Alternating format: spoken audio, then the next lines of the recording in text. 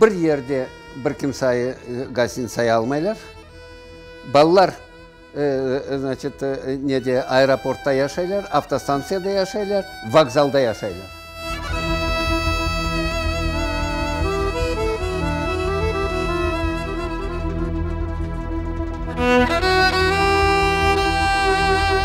У Порт-Артур түркісі мына шыншықмен бақайым да, ерламайлар. А это символ наш был.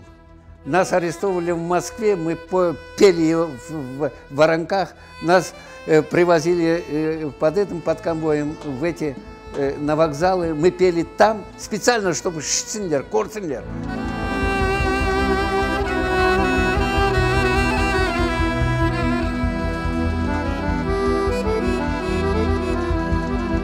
Буду бороться за право проживания у себя на родине.